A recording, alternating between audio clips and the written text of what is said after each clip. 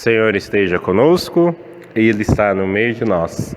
Proclamação do Santo Evangelho de Jesus Cristo segundo São Mateus. Glória a vós, Senhor. Naquele tempo, disse Jesus aos seus discípulos: Quando o Filho do Homem vier em sua glória, acompanhado de todos os anjos, então se assentará em seu trono glorioso. Todos os povos da terra serão reunidos diante dele, e ele separará uns dos outros, assim como o pastor separa as ovelhas dos cabritos. E colocará as ovelhas à sua direita e os cabritos à sua esquerda. Então o rei dirá aos que estiverem à sua direita: Vinde, benditos de meu Pai, recebei como herança o reino que meu Pai vos preparou desde a criação do mundo. Pois eu estava com fome e me deste de comer. Eu estava com sede e me destes de beber. Eu era estrangeiro e me recebestes em casa. Eu estava nu e me vestistes. Eu estava doente e cuidastes de mim. Eu estava na prisão e fostes me visitar. Então os justos lhe perguntarão: Senhor, quando foi que vimos com fome e te demos de comer? Com sede e te demos de beber? Quando foi que te vimos como estrangeiro e te recebemos em casa, e sem roupa e te vestimos? Quando foi que te vimos doente ou preso e fomos te visitar? Então o rei lhes responderá: Em verdade eu vos digo, que todas as vezes que fizestes isso a um dos menores dos meus irmãos, foi a mim que o fizestes. Depois o rei dirá aos que estiverem à sua esquerda: Afastai-vos de mim, malditos, ide para o fogo eterno, preparado para o diabo e para os seus anjos. Pois eu estava com fome e não me destes de comer. Eu estava com sede e não me destes de beber. Eu era estrangeiro e não me recebestes em casa. Eu estava nu e não me vestistes. Eu estava doente na prisão e não fostes me visitar. E responderão também eles: Senhor, quando foi que te vimos com fome ou com sede, como estrangeiro ou nu, doente ou preso, e não te servimos? Então o rei lhes responderá: Em verdade eu vos digo, todas as vezes que não fizestes isso a um desses pequeninos, foi a mim que não fizestes. Portanto, esses irão para o castigo eterno, enquanto os justos irão para a vida eterna. Palavra da salvação. Glória a vós, Senhor.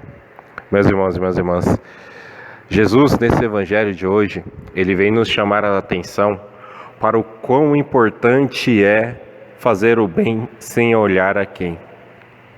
Nós não devemos só fazer o bem àquelas pessoas que nós conhecemos, aquelas pessoas que nós amamos, aquelas pessoas que já são do nosso círculo de amizade. Porque fazer isso para essas pessoas é fácil. Fazer isso não digo vantajoso para nós, mas digo já não deixa alegre, porque a gente já está ajudando a uma pessoa que nós amamos. Nós já estamos ajudando a pessoas que estão próximas a nós, que já têm esse costume, que já tem um convívio conosco, que já nos conhece, que já tem toda uma experiência conosco e até mesmo uma experiência com Deus.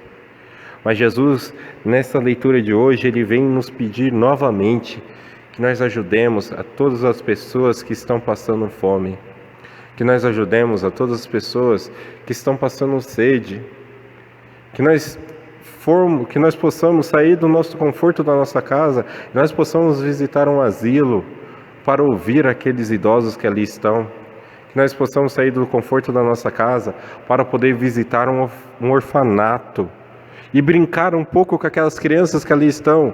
Se nós não podemos adotar uma criança porque nós não temos condições, mas que nós possamos pelo menos dar um pouco de atenção àquelas crianças, que muitas vezes eles querem isso. Quantos idosos, ao serem visitados nos asilos, eles não ficam radiantes porque a gente chega lá e simplesmente senta e escuta eles falando. Eles não querem que ninguém vá lá dar comida, cuidar, fazer isso, fazer aquilo. Eles querem ter pessoas com quem conversar. Muitas vezes isso não envolve dinheiro, isso não envolve eu ter que abrir mão de um patrimônio meu para poder ajudar. Não, isso envolve eu abrir mão de algumas horas do meu dia para poder fazer o meu irmão feliz. Isso envolve eu abrir mão de estar mexendo na internet, mexendo no Facebook, fazendo coisas que não vão me levar a lugar nenhum, para mim poder salvar uma alma, para mim poder ver o sorriso no rosto de uma criança, para mim poder ver o sorriso no rosto de um idoso que estava ali se sentindo triste, se sentindo abandonado, porque ninguém da família foi lá visitá-lo, porque ninguém da família foi capaz de ir lá falar: bença pai, bença mãe, bença avó, bença avô. E nós saímos da nossa casa e fomos lá ouvi-lo, e nós saímos da nossa casa e fomos lá dar um abraço nele. Ou então, nós saímos da nossa casa com a Bíblia embaixo do nosso braço e fomos numa prisão anunciar o Evangelho àquelas pessoas que estão presas ali. Nós vemos a maioria das pessoas hoje falando que as cadeias são escolas para o crime, mas quantos de nós já tentou transformar uma cadeia numa escola litúrgica, numa escola onde a gente vai ensinar para essas pessoas que erraram, que estão presas ali, que estão pagando por algum crime que cometeram, que Jesus é o caminho da salvação, que Jesus é o caminho que irá nos levar à santidade, que Jesus é o caminho que irá nos levar à perfeição. Quantas vezes nós já fizemos isso? Se nós ficarmos só dentro da nossa casa, no nosso conforto, no nosso dia a dia, nós iremos só estar correndo do que realmente o mundo precisa. Quantas pessoas hoje não se matam porque estão passando por depressão? Quantas pessoas hoje não se matam porque estão passando por um momento de dificuldade e não tem ninguém para conversar? E não tem ninguém que queira ceder 5 minutos da sua vida para poder ouvir ao outro. E Jesus cedeu a sua vida inteira para as outras pessoas.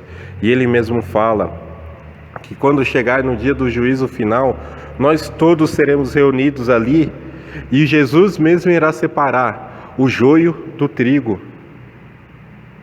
Nós queremos ser o que na nossa vida, meus irmãos? Nós queremos ser esses que herdarão o reino dos céus? Ou nós queremos ser esses que iremos cair no fogo da tentação, no fogo que foi reservado ao diabo e seus anjos? É isso que nós temos que pensar, meus irmãos e minhas irmãs. É isso que nós temos que analisar nessa quaresma.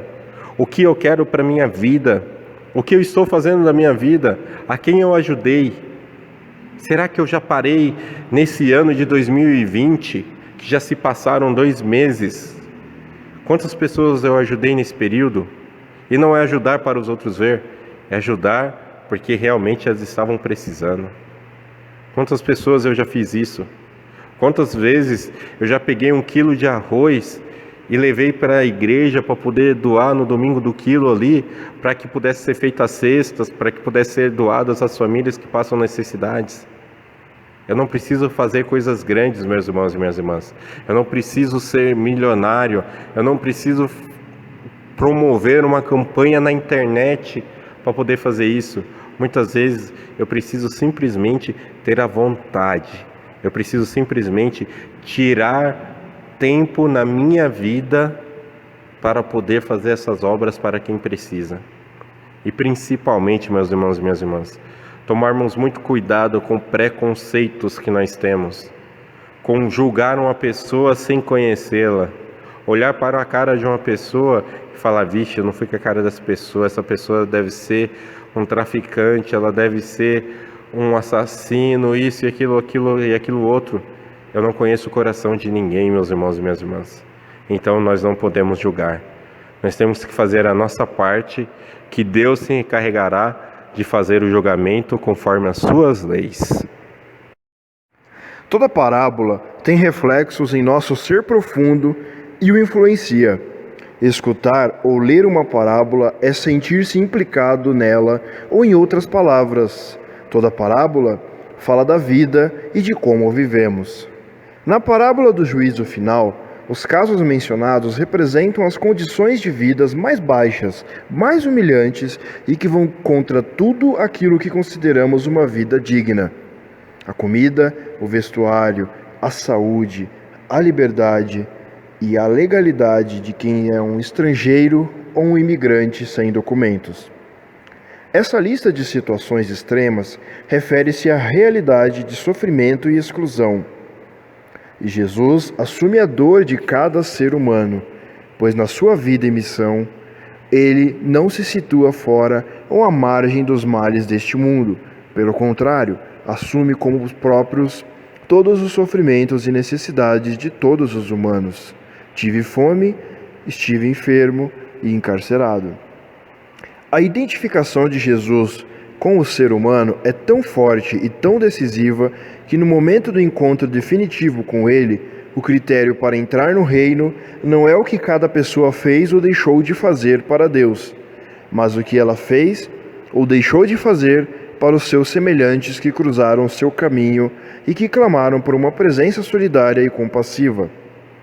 O que vai decidir a sorte final não é a religião que cada um viveu, nem a fé que professou, nem as leis ou doutrinas que muitos defenderam. O decisivo é o compromisso solidário para com aqueles que sofrem, o que fazemos às pessoas famintas, aos imigrantes indefesos, aos enfermos desvalidos, aos encarcerados esquecidos. Todos têm um valor absoluto, pois estamos fazendo o mesmo para Deus. A salvação da humanidade está em ajudar os excluídos do mundo a viver uma vida mais humana e digna. A perdição, pelo contrário, está na indiferença diante do sofrimento. Este é o grito de Jesus a toda a humanidade. Precisamos também deixar ressoar o nosso eu profundo, as palavras duras do Rei Eterno. Afastai-vos de mim, malditos, ide para o fogo eterno, preparados para o diabo e seus anjos. Centrados em nós mesmos e separados dos outros, vamos alimentando uma espécie de ego. Todo ego é possessivo e manifesta-se como um desejo insaciável de acumular, possuir e não compartilhar. O ego inflado quer se fazer o centro e controlar os outros, sofrendo de falta total de compaixão ou empatia. Ele pode ser cruel para com os outros e vivendo uma situação infernal. Como evitar que o nosso ego nos domine e determine a nossa vida? O primeiro passo será desmascará-lo e desvelar todas as suas maquinações. Só uma pessoa esvaziada de seu ego pode fazer de sua vida um grande dom. Segundo a parábola de hoje, a pessoa torna-se bendita de meu Pai na entrega e no compromisso com as vidas feridas e excluídas. Só assim se identifica com aquele que viveu para servir.